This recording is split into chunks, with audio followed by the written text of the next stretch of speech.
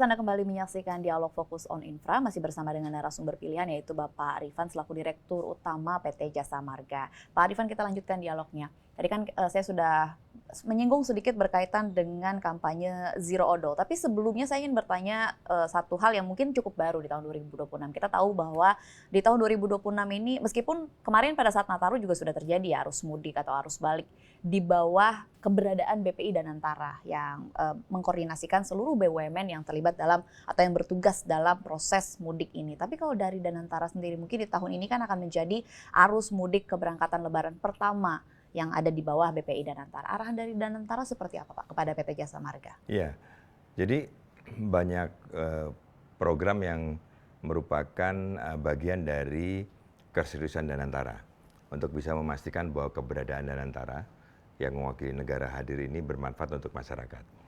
Nah, yang tidak kalah penting adalah salah satu contoh program ini adalah semua BUMN ya, terutama Danantara ini yang berinteraksi dengan masyarakat ada sepakat melakukan perubahan pelayanan kepada masyarakat untuk mendapatkan customer experience yang baik, namanya melayani sepenuh hati. Melayani sepenuh hati ini sudah dilakukan oleh beberapa termasuk kami. Salah satu yang paling penting adalah memastikan bahwa masyarakat itu mendapatkan dampak atau mendapatkan pelayanan yang baik gitu ya. Kalau kami mengutamakan adalah emosinya betul-betul dia merasakan apa yang dirasakan. Dan ini semua melakukan kerjasama dengan sangat baik. Jadi tidak hanya sektoral itu. Makanya kenapa tadi juga bicara kenapa kolaborasi dengan Danantara ini harus dengan PLN, kemudian dengan Pertamina, dengan SDP dan juga dengan yang lainnya. Karena itu mutlak dilakukan. Yang sederhana juga yang tampaknya tidak berpengaruh. Ya dulu pengaturan mudik bersama.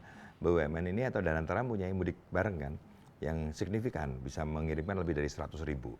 Tapi kemudian mengirimkan lebih dari katakanlah 400 bis gitu. Nah, ini juga harus dikoordinasi dengan baik, melayani masyarakat dengan baik, tapi tidak harus 400 bis itu masuk ke tol semua gitu kan. Jadi ini kan harus dikomunikasikan. Dengan demikian bahwa masyarakat pengguna kendaraan juga akan bisa melakukan perjalanan dengan sangat baik. Dan melayani sepenuh hati ini kami tidak hanya cuma secara slogan gitu ya. Salah satu contoh adalah hujan yang tidak pernah berhenti dalam beberapa waktu ini menjadi faktor rusaknya jalan. Tidak bisa dimungkiri. Ya. Apalagi tadi menyinggung odol ya kan. Kapasitas jalan dan kemudian kekuatan jalan dan ditekan oleh muatan yang melebihi dari yang seharusnya ditambah hujan. Hujan ini ada dua faktor. Hujan yang merusak jalan.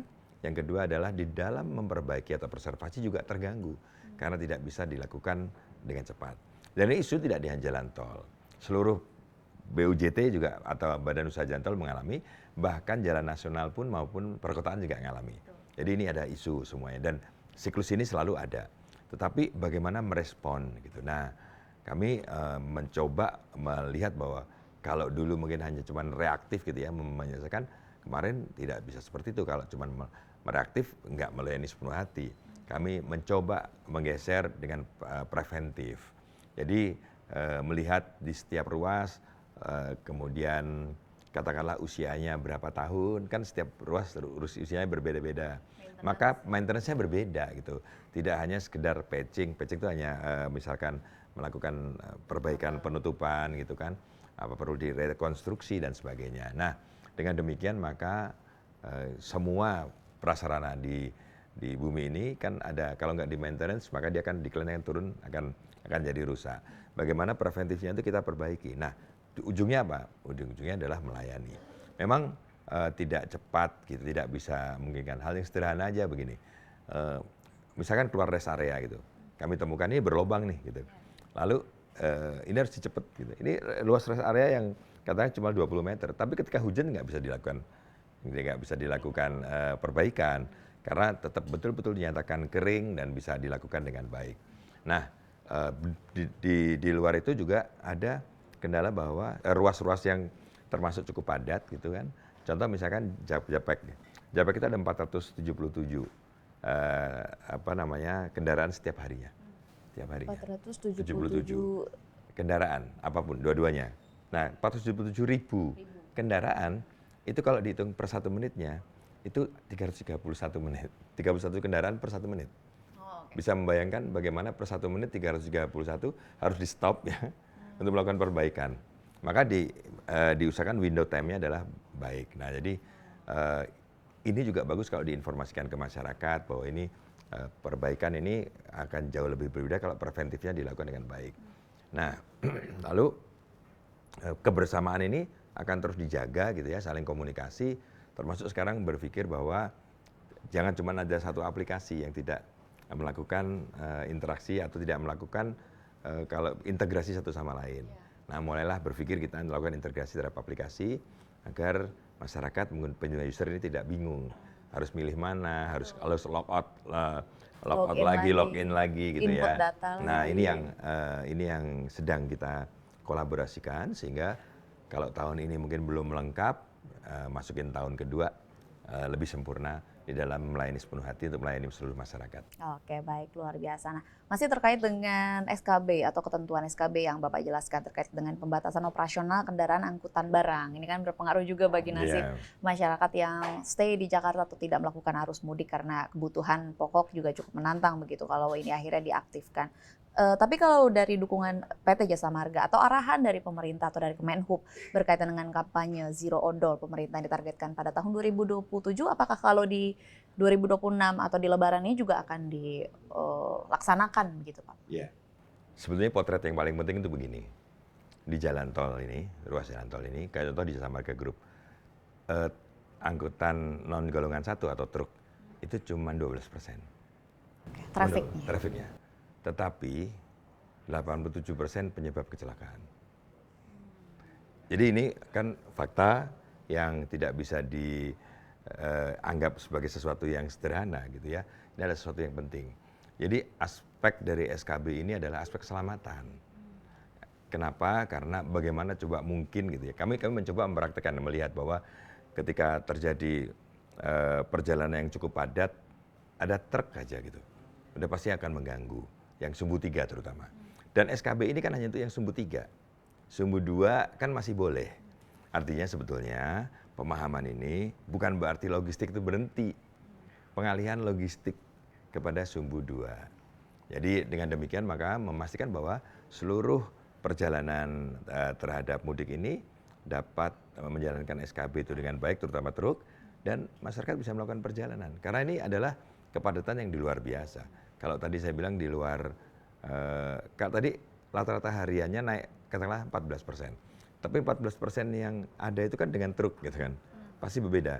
Kemarin kami buktikan Mbak, jadi pada waktu Nataru kemarin kan masih ada yang melanggar SKB gitu. Pada waktu itu visi ratio itu atau kendaraan yang masuk cuma 150.000 Berkurang. per hari. Ya kan harusnya berkurang, pasti kan rendah. Ya. Tapi udah macet. Karena kenapa? Karena ada truk. Nah, bagaimana kalau nanti kemudian 3,5 juta yang dalam satu lalu lintas atau traffic hariannya itu 250.000. Kan bermanfaat. Jadi bermanfaat untuk yang melakukan perjalanan kan gitu. Dan ini yang dipikirkan oleh Pak Menhub, Pak Kakor Lantas juga maupun Pak Kapolri juga bahwa SKB ini bukan menghambat logistik, tetapi justru untuk keselamatan. Sementara logistik dengan menggunakan sumbu 2 tetap bisa dilakukan. Oke, baik, bisa dimengerti. Itu berkaitan dengan Zero Odol begitu. Kemudian saya ingin mengelaborasikan sedikit yang tadi sudah Bapak jelaskan. Berkaitan dengan aplikasi yang dibutuhkan oleh masyarakat selama arus mudik. Kita bicara kalau kita tahu mungkin Pertamina punya My Pertamina, PLN juga sudah punya aplikasinya sendiri. Nah, yang saya dengar Jasa Marga juga baru saja melaunching sebuah aplikasi berkaitan dengan terutama nampaknya akan dibutuhkan oleh masyarakat untuk arus mudik ini. Mungkin boleh dijelaskan profil aplikasinya, kira-kira apa yang bisa dilakukan melalui aplikasi ini, Pak? Ya, aplikasi ini namanya Travoy. Jadi aplikasi ini bernama Travoy dan Travoy ini sudah dikenalkan sejak 2016 kepada masyarakat. Kemudian kita development dan sempat ada beberapa proses ya. Dan pada waktu kemudian kami melihat bahwa pengaturan terhadap pengguna jalan tol ini juga harus dilakukan, berikan informasi. Contoh begini kami rasakan. Misalkan sekarang Mbak memasuki jalan tol ya, terutama Jasa Marga. Dan Mbak juga keluar, nggak ngerasain apa-apa kan. ya masuk keluar aja kan, karena nggak ada sesuatu. Tapi kemudian terjadi kemacetan gitu kan, akhirnya mencari tahu, ya kan. Terus kemudian mau merencanakan, cari tahu, telepon teman yang di jalan lancar nggak gitu. Nah sebetulnya ada dua, satu adalah engagement, bahwa kami ingin bahwa pengguna jalan tol itu ketika masuk ada interaksi, ada keterikatan dengan kami. Dari mana ya, mungkin yang kita lihat sekarang paling memungkinkan dan paling sederhana adalah menggunakan aplikasi ini. Dan yang berikutnya adalah aplikasi ini sebagai bagian asisten, kalau kami sebut juga asisten pribadi. Kenapa? Karena ini membuat bisa melihat, contoh pada waktu akan memasuki Cipularang, bisa lihat di seluruh di Cipularang ini berapa di ruas ini mana sih yang padat gitu loh, kepadatan seperti apa, atau sebelum ke situ melihat Jakarta Cikampeknya seperti apa. Nah dengan demikian kami kemudian melihat bahwa ini kami develop utilisasi dengan baik, dan kemarin di Nataru kami uji. Salah satunya adalah di Nataru itu pada waktu berangkat itu sekitar 201.000, dan kami dan kepolisian melakukan kebijakan kontraflow, bahkan sampai dengan kontraflownya lepas sampai dengan 70. Dan kemudian di tahun baru tanggal 4 Januari kami lihat ternyata ketika aplikasi ini kita kenalkan ya dengan internal gitu ya. Kalau mau tahu jalan, download Travoy dan sebagainya, yang tadinya utilisasi terhadap aplikasi di Desember katakanlah mau menjelang liburan itu paling cuma berapa ya? Paling cuma 1.000, 2.000, tiba-tiba naik 16.000. Dan ketika 16.000 itu kemudian yang menarik adalah pada tanggal 4 itu 201.000 juga. Yang kembali. Tapi tidak ada kepadatan. Tidak perlu ada kontraflow. Kenapa? Karena mereka average, mereka merencanakan. Kemudian kami mencoba meminta feedback ya. Iya, karena kita lihat dulu, begitu agak padat ya kita tunda, kita padat ya kita rencanain gitu. Artinya perencanaan waktu terhadap masyarakat melakukan perjalanan itu bisa direncanakan dengan baik. Ya, akhirnya ya semua bisa berjalan dengan baik. Dengan visi rasio sekitar 0,6, dengan kecepatan rata-rata 85 km per jam. Bahkan jarak tempuh ke Semarang hanya 5 jam, ya 20 menit gitu. Artinya ini sangat bagus gitu ya, kalau kemudian masyarakat bisa menggunakan Travoy ini sebagai asisten pribadi. Nah tidak hanya itu saja gitu ya, bahwa ternyata ini adalah bagian dari, contoh misalkan sekarang banyak yang meributkan kenapa nggak ada resinya sih gitu ya. Kenapa harus butuh resi lagi? Yang kebanyakan resi, kalian pastikan bahwa resi itu 90% jadi sampah. Kan jadi malah, ini program ESG kami kan, dari artinya kenapa nggak dirubah jadi resi digital. Jadi kalau misalkan download aplikasi itu, kartu yang digunakan kita di tap, dibaca di kartu di Travoy, bisa terlihat resi digitalnya, bisa digunakan. Bahkan bisa mengetahui tentang ada perbaikan jalan nggak, infolalin. Dia real time, ada kameranya real time. 3.000 kamera bisa melihat real time. Delay-nya pun kami sudah hitung 0,4 detik dibanding yang real. 0,4 detik. Artinya kan mendekati real kan. Nggak sampai bahkan kami itu membuat batas maksimalnya nggak boleh dari 1 menit gitu. Karena kan pengambilan keputusan penting kan. Nah ternyata kemarin sampai 0,60 maksimalnya, atau 60 detik, belum sampai 1 menit.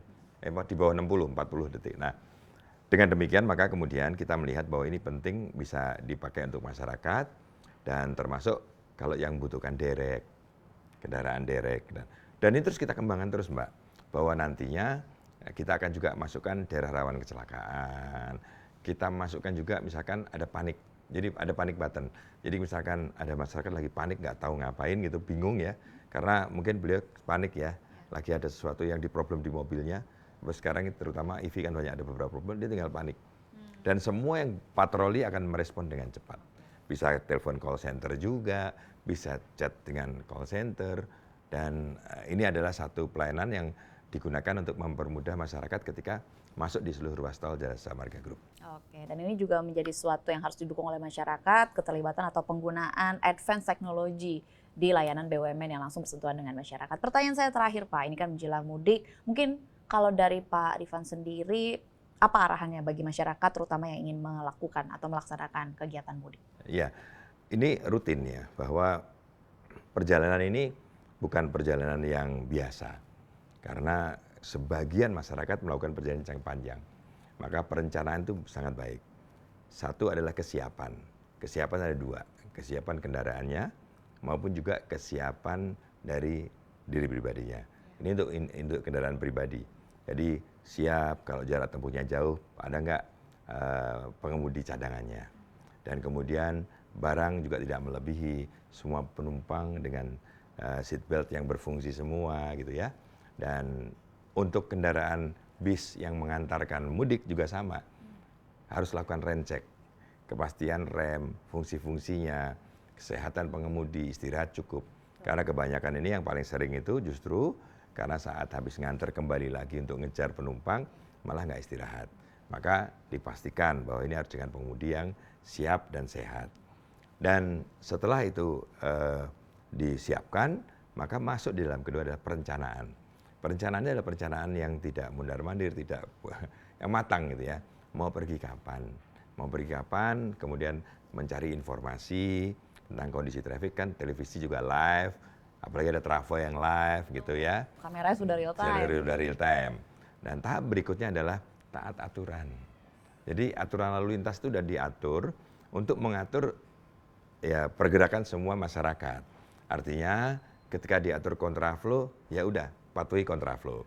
Ketika kembali, ketika di jalur yang sama, ketika ada kepadatan, nggak usah ke kiri, nggak usah ke kanan, terus saja di posisi masing-masing. Sudah ada judgementnya. Iya betul, karena begitu kiri kanan itu berbahaya. Yang berikutnya adalah mungkin juga Bapak Ibu sekalian yang melewati jalan-jalan luang. Gunakan kecepatan juga yang tidak perlu semaksimal mungkin. Gunakan kecepatan yang semaksimal yang dianjurkan. Karena kami juga ada namanya speed camp tuh banyak yang melanggar ketika sepi. Nah, dengan demikian maka perencanaan yang baik, kemudian juga berangkat yang bagus, kemudian taat, ini akan menjadikan perjalanan mudik nanti jauh lebih bermakna, jadi lebih baik ya. Dan betul-betul mudik ini bisa berangkat selamat, bahagia, pulang pun juga selamat juga bahagia. Dan sebuah ritual yang sangat penting bagi warga Indonesia. Keberangkatan mudik dari PT Jasa Marga sudah menyiapkan seluruh strateginya, tapi tentu saja membutuhkan keterlibatan dari masyarakat untuk persiapannya. Semoga semua bisa menjalankan mudik dengan lancar di periode ini, dan terima kasih kepada Pak Rifan sudah berbagi perspektif bersama kami di CNBC Indonesia. Semoga lancar Pak bertugasnya, akan menjadi bulan yang sangat sibuk bagi PT Jasa Marga. Dengan senang hati. Terima kasih. Sehat selalu Bapak. Pemirsa, demikian dialog kami di Fokus on Infra kali ini. Saya Dina Gurning beserta tim liputan pamit undur diri. CNBC Indonesia Beyond Business.